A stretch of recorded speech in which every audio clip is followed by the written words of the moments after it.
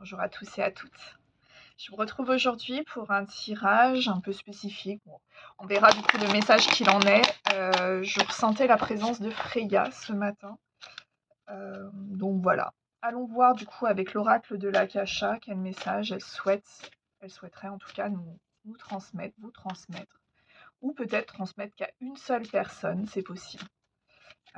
C'est vrai qu'ici, comme j'essaye d'expliquer au niveau des guidances, surtout générales comme ça, c'est que je surfe sur des énergies. Donc, il y a un fil qui est attrapé, ça peut être un fil collectif, donc ce qu'on appelle des familles d'âmes, ou ça peut être simplement un individu qui doit entendre tel message à tel moment.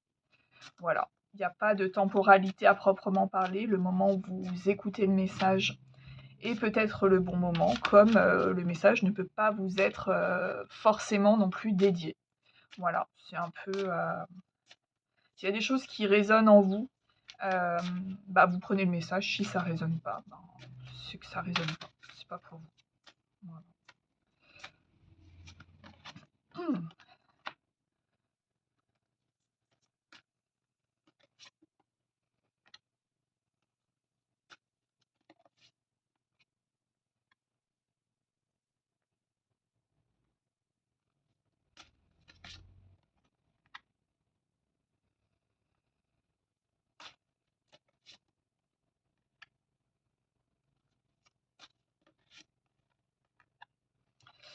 Alors ici, le message est relativement fluide, je dirais. Ici, il est probable qu'actuellement vous soyez dans une relation karmique, c'est-à-dire une relation qui n'est pas vouée à durer, on va dire, toute une vie. Ça peut être amical, familial, enfin voilà. Après, en tout cas, c'est une relation qui est souffrante pour vous faire évoluer, pour vous faire prendre conscience de prise de décision. Ici, cette relation joue énormément sur votre culpabilité. Donc ça peut être une relation d'emprise, ça peut être une relation, comment dire? Ouais, peut-être de filiation, enfin ça peut être des relations un peu comme ça, où on vous fait culpabiliser. Ici, je m'adresse à quelqu'un qui a conscience que cette relation ne va pas, mais lorsque cette personne souhaite agir, la personne en face va faire culpabiliser. Ici, on vous dit, vous avez toutes les clés en main, c'est-à-dire que vous y voyez clair dans cette situation et que cette culpabilité joue sur votre santé. Et plus vous ressentirez cette culpabilité, plus votre santé risque de se dégrader. Alors, santé, je ne suis pas médecin, mais ça peut être un sommeil agité, ça peut être plein de façons comme ça. Et ce qu'on vous dit ici, c'est que le combat que vous devez mener ici, c'est votre équilibre. C'est-à-dire vous prioriser. C'est-à-dire vous détacher de cette culpabilité pour vous prioriser. Une personne qui vous aimera, une personne qui vous valorisera, ne vous fera jamais culpabiliser de vous prioriser.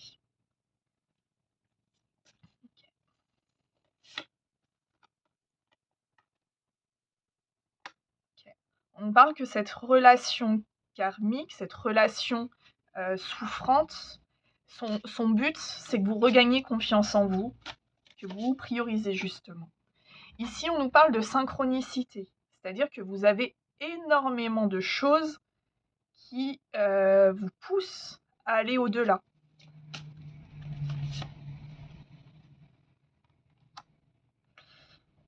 On nous parle ici d'une guérison qui a été entamée déjà depuis un petit moment, donc je pense que cette prise de conscience ici a déjà enclenché la guérison.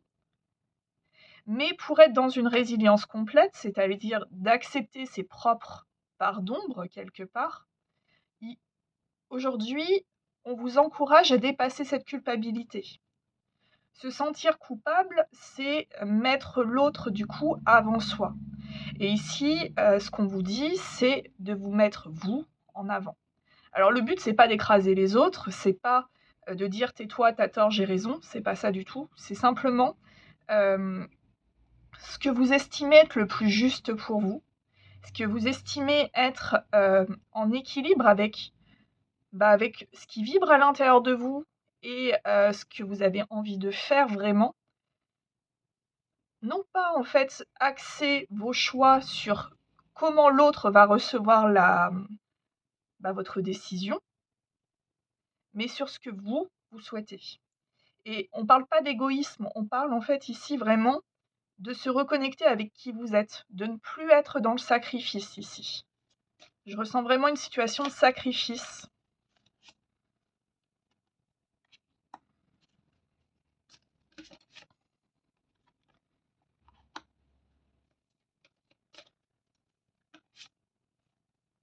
Ouais.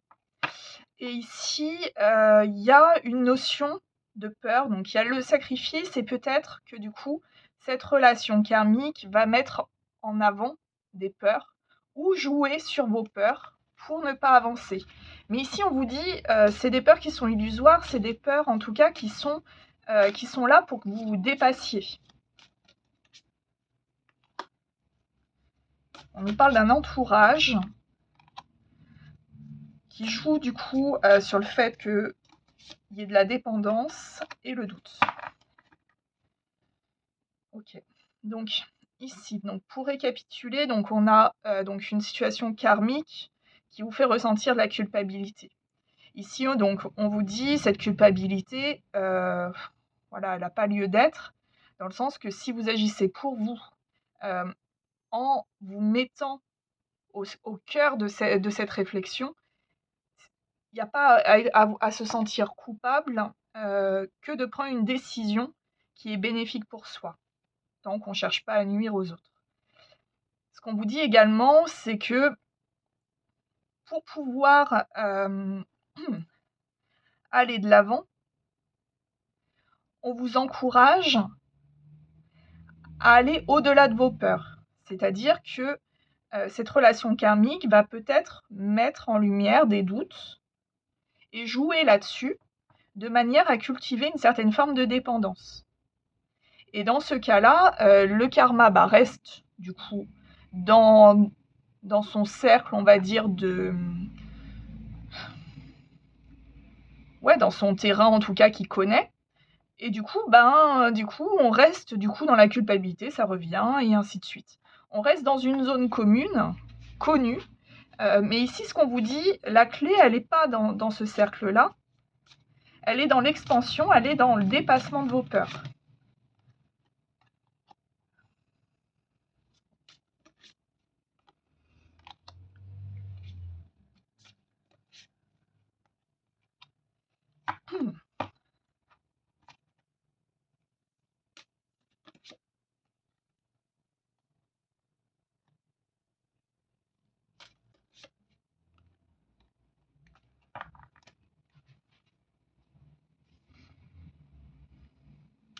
Alors, il se peut que cette relation karmique joue sur tous les champs d'action de votre vie. Ça peut être du relationnel, du professionnel. Il y a peut-être un principe d'emprise qui est assez diversifié ici dans le registre d'action. Vous êtes peut-être une personne qui met au cœur de votre quotidien, qu'il soit professionnel, relationnel, amical, familial, que sais-je, qui met vraiment au cœur de tout ça la justice, c'est-à-dire de prendre une décision en votre âme et conscience. Sauf que ce qu'on met ici en lumière et qui est très important, c'est que du coup, on vous force à agir quelque part pour éteindre votre réflexion propre, vos émotions. Vraiment ce côté-là. Je dis pas que vous êtes bête, hein, ça n'a rien à voir avec ça. C'est simplement que ici, cette forme d'emprise, alors si vous n'en avez pas conscience, réfléchissez à comment vous agissez au quotidien et quelles sont en fait les choses qui vous permettent de prendre des décisions. Ici, on nous dit, enfin en tout cas, dans cette histoire-là, dans ce déroulé d'histoire, ce que je ressens, c'est que cette emprise, est encadré, je dirais, par le côté de toujours être dans l'action.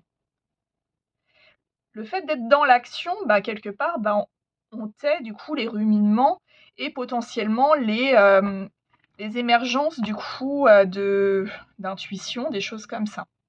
Et on joue énormément sur ce côté de justice. C'est-à-dire qu'en fait, on vous convainc au quotidien que d'être dans l'action, c'est libérer la justice. Donc, on va dire quelque part, c'est un mensonge pieux dans le sens que c'est quelque chose qui apaise votre esprit, donc vous êtes toujours dans l'action.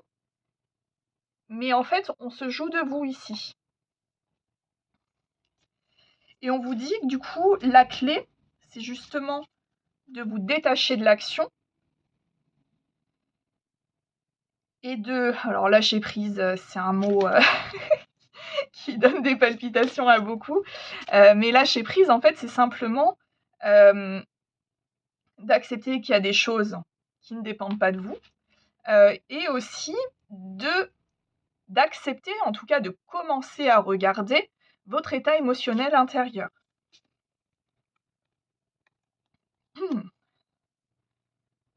Et ici, ce qu'on nous dit, c'est que pour pouvoir dépasser vos peurs, et en fait, du coup, pouvoir lâcher prise, parce que les peurs, c'est toujours le mental qui garde, et c'est pareil, l'action, c'est une forme de contrôle.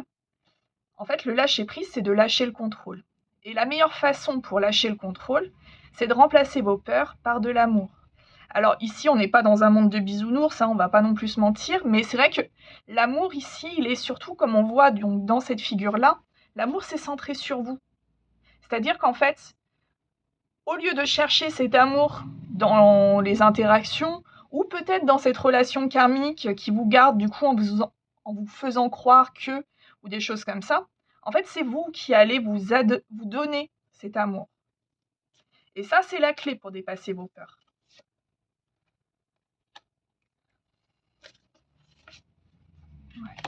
Alors ici, il y a une présence, probablement défunte, qui vous guide. Peut-être un homme de votre famille qui vous accompagne, qui vous libère au quotidien énormément d'amour aussi, pour pouvoir vous accompagner vers ce lâcher-prise. Et on vous dit que c'est la clé pour votre abondance.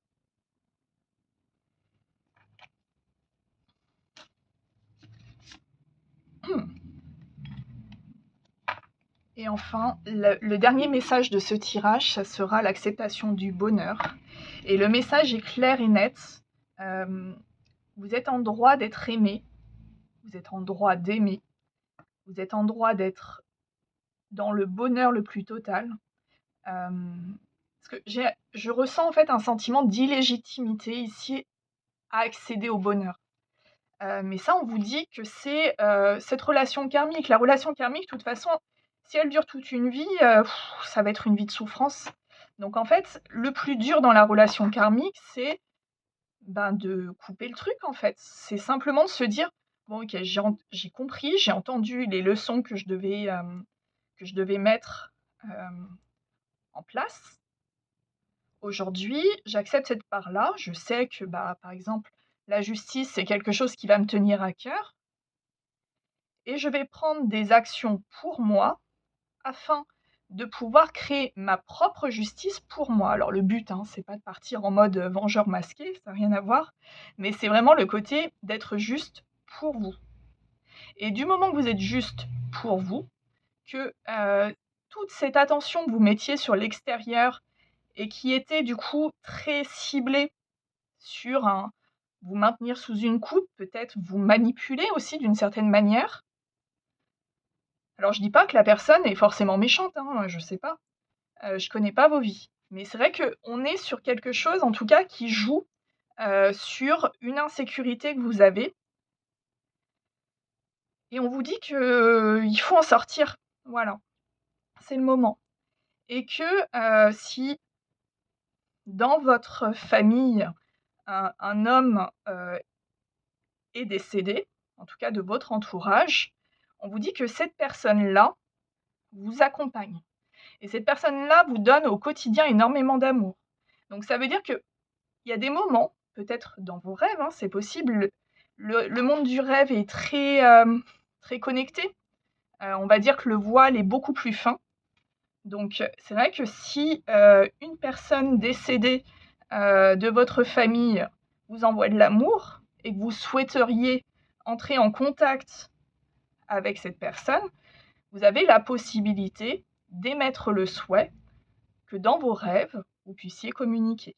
Ça pourra peut-être vous aider, à accepter cet amour, ce bonheur et pouvoir libérer votre abondance.